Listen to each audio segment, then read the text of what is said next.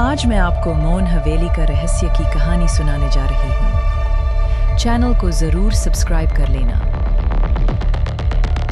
22 वर्षीय जयंत अपनी बड़ी बहन प्रिया और जीजा मयंक से मिलने के लिए शिमला की ओर रवाना हुआ था।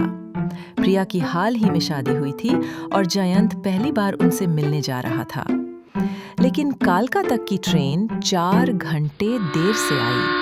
रात हो चुकी थी। स्टेशन से गांव 6 किलोमीटर दूर था। मयंक काम में व्यस्त थे, इसलिए जयंत को रात में अकेले ही चलना पड़ा। रात के अंधकार, थकान और अनजान रास्ते के बीच जयंत एक शांत पर डरावनी दिखने वाली हवेली के सामने खड़ा था। हवेली का दरवाजा खुलते ही ठंडी हवा के झोंकों के साथ जयंत अंदर खिंचता चला गया।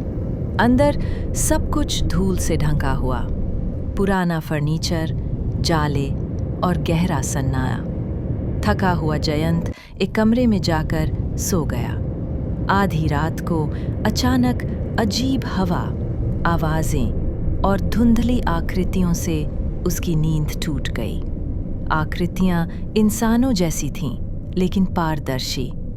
जयंत अब समझ चुका था, ये एक भूतिया घर है। भूत यहाँ वहाँ घूम रहे थे, बातें कर रहे थे।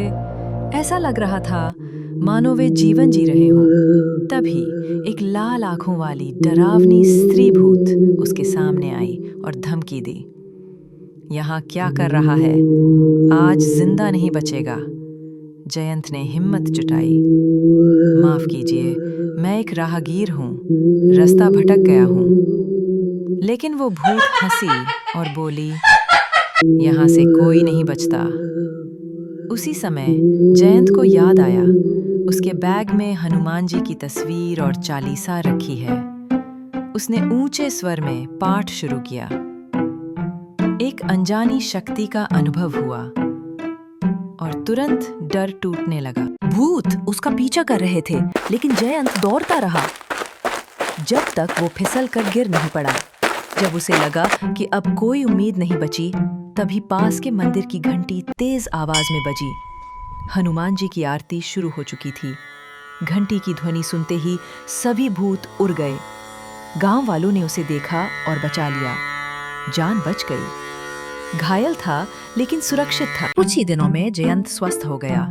गांव वालों ने कहा, वो हवेली सालों से भूतिया जगह मानी जाती है, वहां कोई नहीं रुकता। जयंत को समझ आ गया कि उसने कितने बड़े खतरे का सामना किया, लेकिन उसने एक गहरी सीख पाई। भय के सामने कभी भी शर्माना नहीं चाहिए। श्रद्धा, साहस और सतर्कता ही सच्चा बचाव है।